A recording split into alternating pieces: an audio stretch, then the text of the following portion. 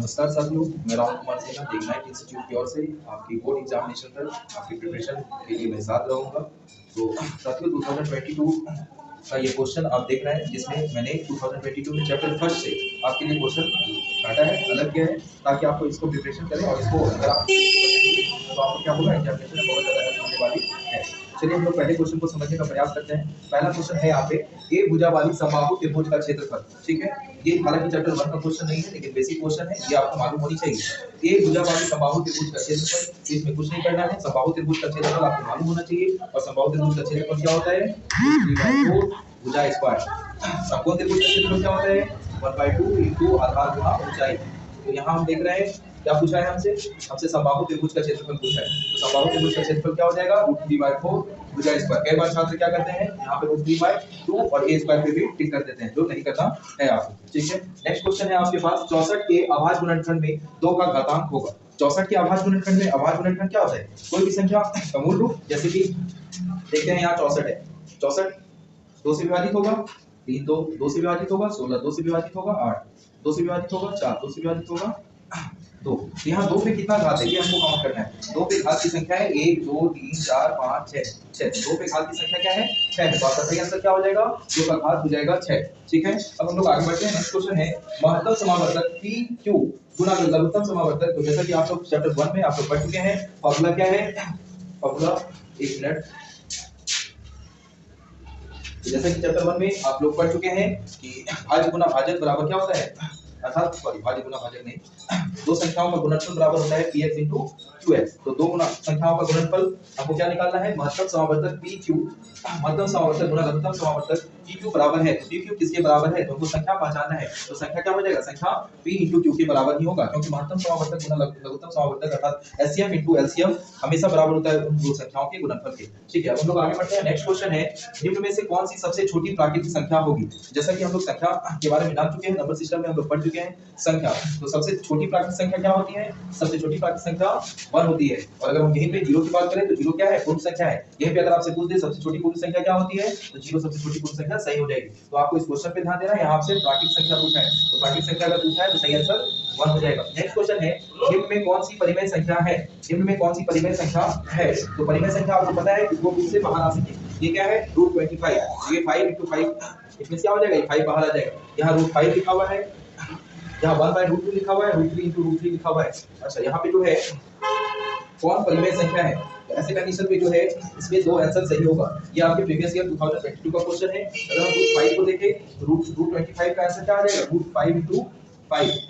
ये भी क्या हो जाएगा, परिमेय हो जाएगा। और यहाँ अगर √3 into 3 अगर दिया हुआ रहेगा तो ये भी परिमेय संख्या होगा। √3 into 3 करेंगे ये भी 3 बन जाएगा, ये भी परिमेय संख्या होगा। इट मींस क्या है, क्वेश्चन में कुछ मिस्टेक है। तो यहाँ क्या दिया हुआ है, √3 प्लस सॉरी ये इंटू नहीं है, ये इंटू नहीं है। अगर ये इंटू होता तो ये 3 हो जाता, अगर ये इंटू होता तो ये 3 हो जाता। इट मींस क्या है, देखिए ये छोटा-छोटा मिस्टेक जो है आप भी एग्जाम में करेंगे। यहाँ पे क्या है, ऑप्शन ए सही हो जाएगा।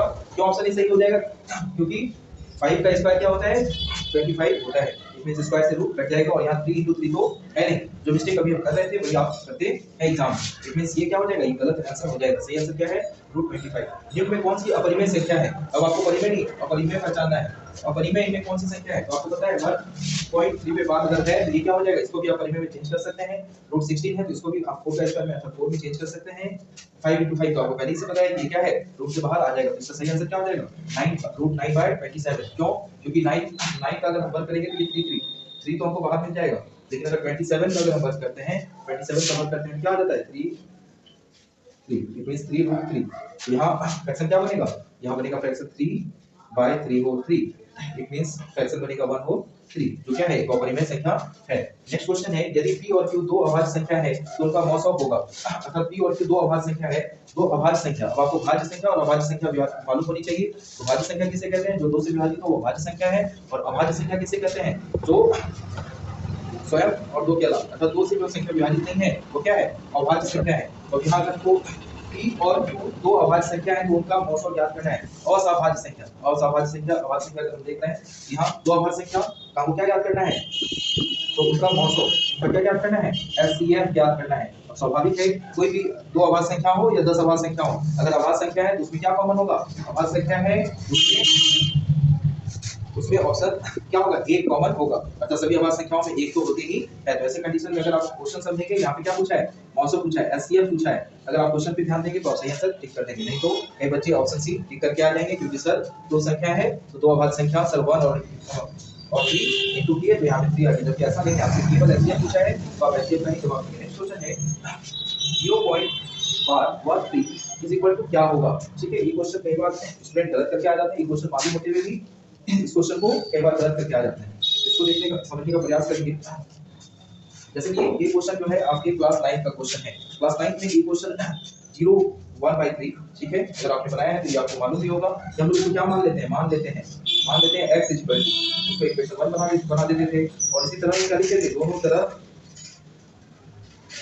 100 से गुना करेंगे, क्यों, क्योंकि यहाँ दो संख्या के बाद एक संख्या तो 100 से गुना करेंगे, 100 से गुना करेंगे फिर हो जाएगा 100x और ये हो जाएगा 3113 के बाद।